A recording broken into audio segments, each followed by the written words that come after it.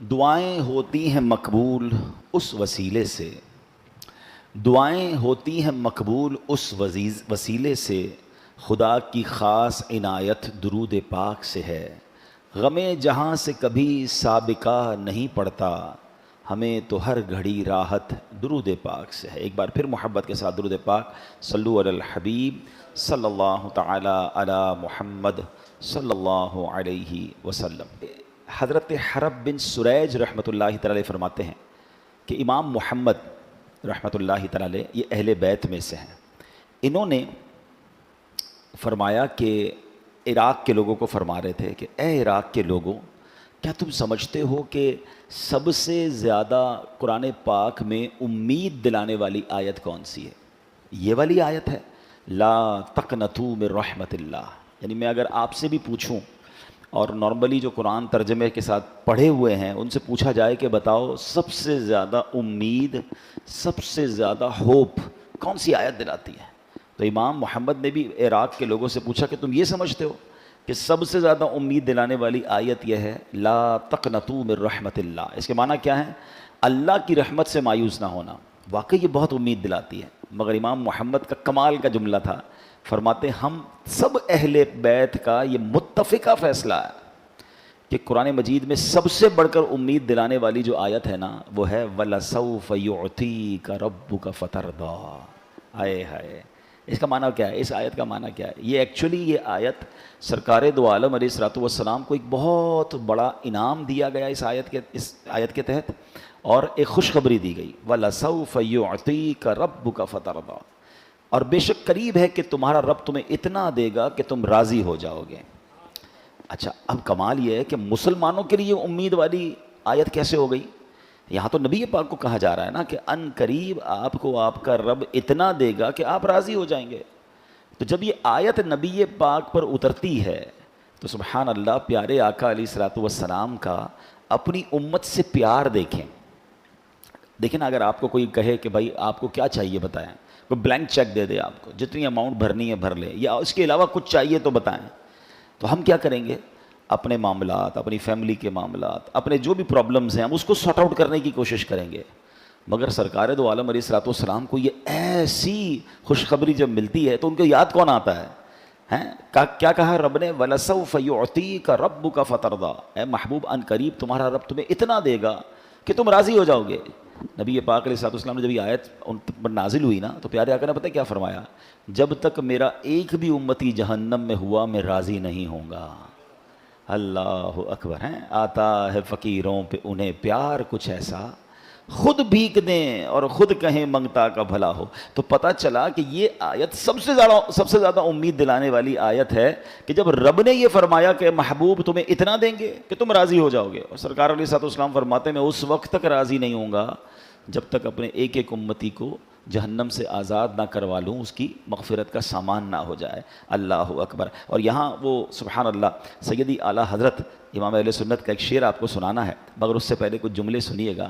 اللہ رب العالمین ہے، وہ احکم الحاکمین ہے، اس کی شان ہے کہ جو چاہتا ہے صرف کن فرماتا ہے تو ہو جاتا ہے۔ ساری خلقت اس کی رضا چاہتی ہے۔ لوگوں نے اس رب رحمان کو راضی کرنے کے لیے زندگیاں لگا دیں، جنگلوں میں رہ کر عبادتیں کی، کیا کیا مجاہدات نہ کیے، اب بھی کرنے والے کرتے ہیں، لیکن سبحان اللہ وہ رب اپنے محبوب سے کیا فرماتا ہے؟ ایک روایت ہے کہ اللہ پاک فرماتا ہے کلہم یطلبون رضائی، اے محبوب ساری مخلوق میری رضا چاہتی ہے، کلہم یطلبون رضائی وانا اطلب رضاکا، اے محبوب میں تیری رضا چاہتا ہوں۔ اللہ کریم کو اپنے حبیب علیہ الصلوۃ والسلام سے کس قدر پیار ہے، فرماتا ہے ساری دنیا ساری مخلوق ہے محبوب میری رضا چاہتی ہے، مگر اے میرے محبوب میں تیری رضا چاہتا ہوں۔ اعلیٰ حضرت جب بھی لکھتے ہیں نا خدا کی رضا چاہتے ہیں دو عالم، ساری دنیا دو عالم کس کی رضا چاہتے ہیں؟ اللہ کی۔ خدا کی رضا چاہتے ہیں دو عالم اور خدا چاہتا ہے رضائے محمد صلی اللہ علیہ وسلم۔ اچھا، یہ دو طرفہ محبت ہے۔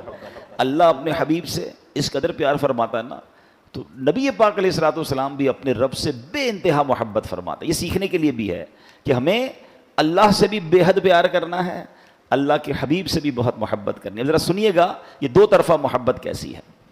کہ معراج کے واقعے کو ذرا ذہن میں لائیے. حسین رات ہے, رب کریم نے اپنے محبوب علیہ الصلوۃ والسلام کے لیے آسمانوں کو سجایا, زمین و آسمان میں اہتمام ہوتا رہا, انبیاء کرام استقبال کے لیے مسجد اقصی میں جمع ہو رہے ہیں, آسمانوں میں دھوم مچی ہے. پیارے آقا علیہ الصلوۃ والسلام عاجزی اور انکساری کے پیکر بن کر اللہ رب العالمین کی محبت سے سرشار ہو کر نہایت ادب کے ساتھ اللہ کی بارگاہ میں حاضر ہوتے ہیں. جب اس خاص مقام پر پہنچتے ہیں تو اللہ پاک نے فرمایا اب کوئی نہیں ہے. ایک واقعہ آیا نا کہ جبریل امین علیہ الصلوۃ والسلام بھی سدرۃ المنتہا کے پاس جا کر رک جاتے ہیں. کہتے حضور اب آپ آگے جائیے. کہا اے جبریل تم ساتھ نہیں چلو گے؟ کہا حضور اب یہاں سے تھوڑا سا بھی آگے گیا نا تو میرے پر جل جانے ہیں, میری لمٹ یہیں تک ہے. سبحان اللہ, فرشتوں کا سردار پیچھے رہ جاتا ہے اور جناب رحمت للعالمین علیہ الصلوۃ والسلام آگے جاتے ہیں. اس سے یہ بھی اندازہ ہوتا ہے کہ اللہ کی بارگاہ میں نبی پاک کا مرتبہ کیا. مگر ایک مقام ایسا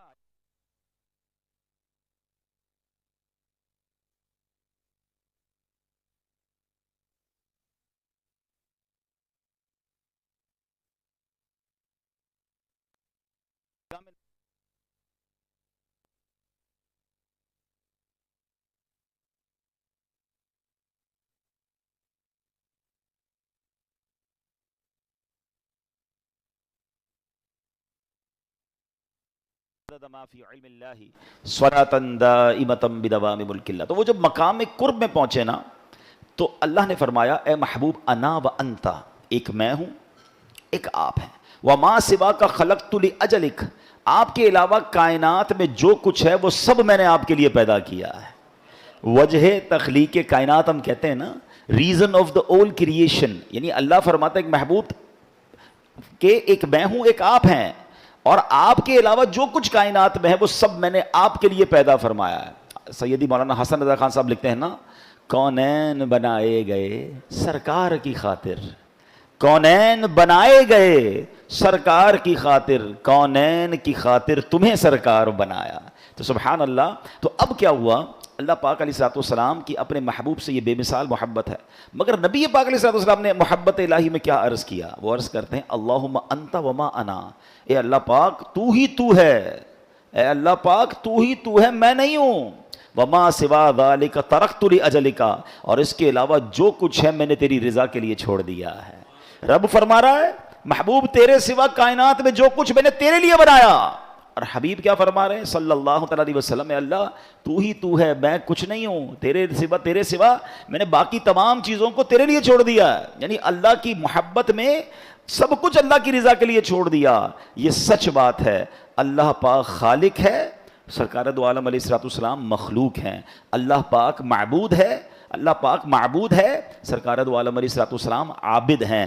اللہ پاک مسجود ہے, نبی پاک ساجد ہیں. مگر محبتوں کے نرالے انداز دیکھیے, رب فرماتا ہے محبوب سب کچھ تمہارے لیے ہے, اور سرکار علیہ الصلوۃ والسلام عرض کرتے ہیں مالک سب کچھ تیری رضا پر قربان ہے. تو یہ باتیں ہمیں سیکھنی ہیں کہ اللہ سے محبت ایسے کرو کہ اللہ کے سوا اب کسی اور کی چیز کی طرف توجہ نہ ہو, رب کی رضا کے لیے باقی سب قربان ہے. یہاں ان لوگوں کے لیے بھی سیکھنے کے لیے مدنی پھول ہے جو دوسروں کو راضی کرنے کے لیے ہیں, مخلوق کو راضی کرنے کے لیے خالق کو ناراض کر دیتے ہیں. نبی پاک نے کیا فرمایا, اللہ سب تیری رضا پر قربان ہے.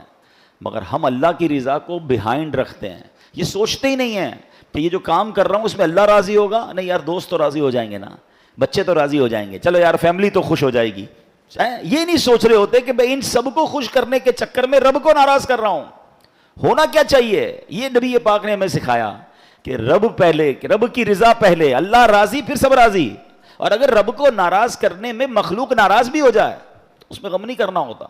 ایک بات ہمیشہ زندگی کا فارمولہ بنا لیں, آپ سب کو راضی نہیں کر سکتے, ساری دنیا کو راضی آپ نہیں کر سکتے. کچھ لوگ بیچارے اسی میں مرے رہتے ہیں, یار لوگ راضی ہو جائیں, بندے راضی ہو جائیں, میرا نام خراب نہ ہو جائے, میرے خلاف کوئی بات نہ کرے.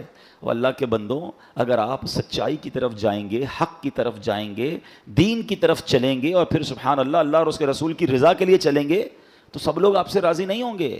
کچھ لوگوں کے مفادات پر ضرب پڑ رہی ہوگی تو وہ آپ کے لیے تعریف نہیں کر رہے. اب آپ کے نہیں, میں ان کو بھی راضی کروں, میں اس کو بھی راضی کروں. بھائی نبی پاک علیہ الصلوۃ والسلام کے خلاف بات کرنے والے موجود ہیں اس دنیا میں، معاذ اللہ، ہے نا، غیر مسلم ہے نا، ٹھیک ہے، اولیاء کرام کے خلاف بات کرنے والے موجود ہیں، تو سب کو راضی نہیں کیا جا سکتا. آپ کا اور میرا ٹارگٹ ایک ہی ہونا چاہیے، رب راضی ہو جائے، اللہ اور اس کے رسول راضی ہو جائے. اور ہاں، رب کی رضا کس میں کہ محبوب راضی ہو جائیں. آگے آپ سنیں گے کہ جس سے سرکار دو عالم علیہ الصلوۃ والسلام راضی ہو جائے نا، اس سے رب راضی ہو جاتا ہے. تو ہمیں ایک راستہ ملا ہے، ہمیں ایک ڈائریکشن ملی اور ہمیں اسی پر عمل کرنا چاہیے. امام فخر الدین رازی رحمۃ اللہ تعالی فرماتے، طائف کا موقع ہے، نبی پاک علیہ الصلوۃ والسلام کو تکلیف پہنچی تھی، محبوب ذیشان کے جسم اقدس پر پتھر برسائے گئے، جس میں پاک سے خون نکل رہا ہے. مگر جب فرشتے حاضر ہوئے کہ آپ حکم دیجئے ہم اہل طائف کو تباہ و برباد کر دیں، لیکن نبی پاک علیہ الصلوۃ والسلام رحمۃ للعالمین ہے نا، موقع تھا، کنٹرول تھا، ریونج لے سکتے تھے، تہس نہس ہو جاتے، داستان بھی نہ رہتی ان کی.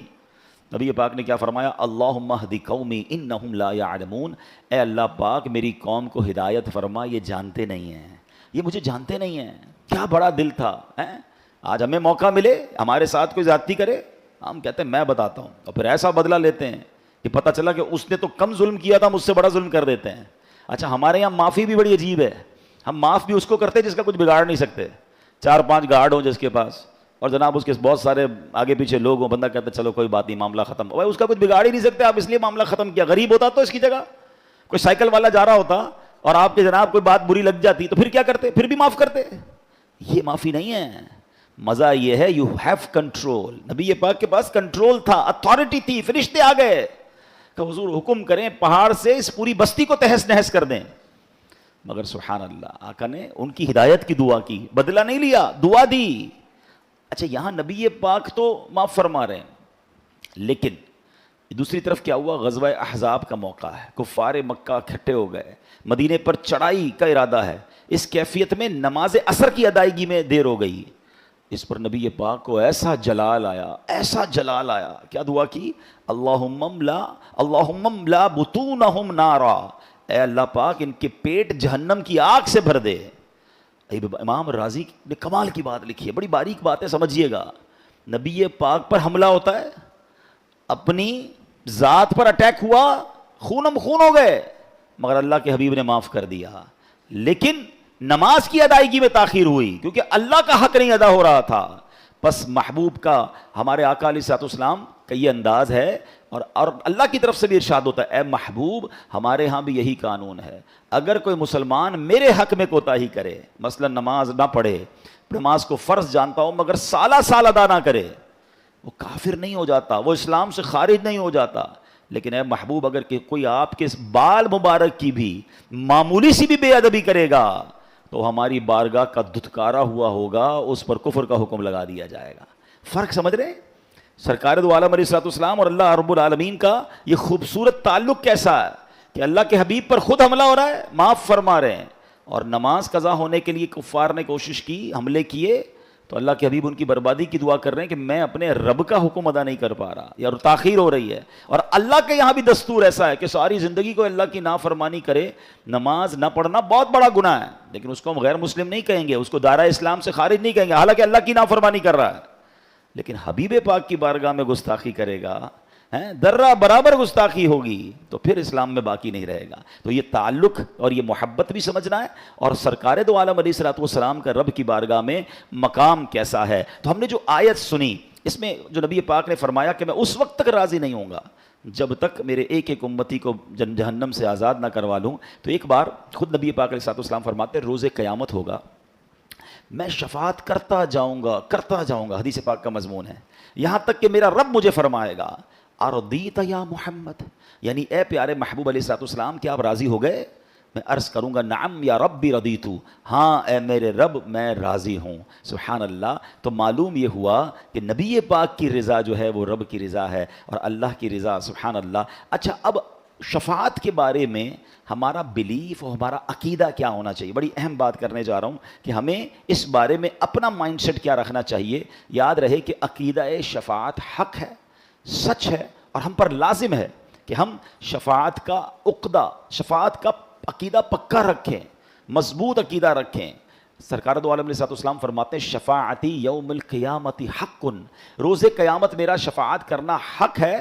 فمن لم یؤمن بہا لم یکن من اہلہا، جو اس پر ایمان نہ لائے گا وہ شفاعت کا حقدار نہیں ہوگا. یعنی شفاعت ملنی بھی اسی کو ہے کہ جو شفاعت پر ایمان لائے کہ ہاں نبی پاک قیامت کے دن شفاعت کریں گے. اب یہاں ایک اور میں مزے کی بات بتاؤں.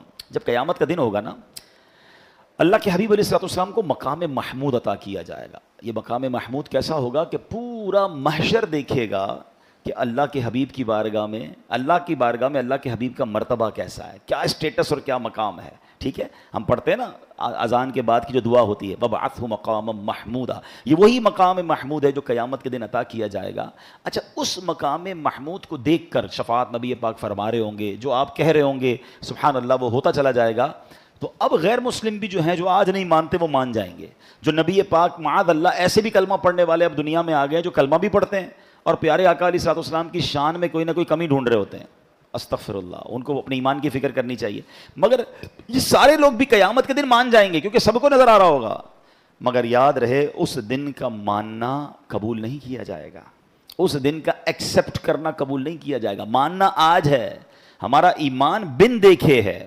ہم نے تو اللہ کو نہیں دیکھا نا، بے دیکھے مانا ہے. نبی پاک سے ملاقات نہیں ہوئی، اللہ کا آخری نبی مانتے ہیں. قیامت پر ایمان ہے، فرشتوں پر ایمان ہے، آسمانی کتابوں پر ایمان ہے. تو یہ بھی ہمارا ایمان ہے کہ اللہ کے حبیب رب کے حبیب ہیں اور قیامت کے دن ان کو مقام محمود عطا کیا جائے گا اور یہ شفاعت فرمائیں گے. اور خود قرآن پاک فرما رہا نا وَلَسَوْفَ يُعْطِيكَ رَبُّكَ فَتَرْضَىٰ، اے محبوب ان قریب تمہارا رب تمہیں اتنا دے گا کہ تم راضی ہو جاؤ گے. اور جواب میں نبی پاک نے کیا فرمایا کہ میں اس وقت تک راضی نہ ہوں گا جب تک اپنے ایک ایک امتی کو جنت میں داخل نہ کروا لوں. تو ایسے پیارے مصطفیٰ علیہ الصلوۃ والسلام کے ہم امتی ہیں. تو سبحان اللہ، جو آج نہیں مانتے نا، امام عشق و محبت اعلیٰ حضرت انہیں سمجھاتے ہیں آج لے ان کی پناہ، آج مدد مانگ ان سے، آج لے ان کی پناہ، آج مدد مانگ ان سے، پھر نہ مانیں گے قیامت میں اگر مان گیا.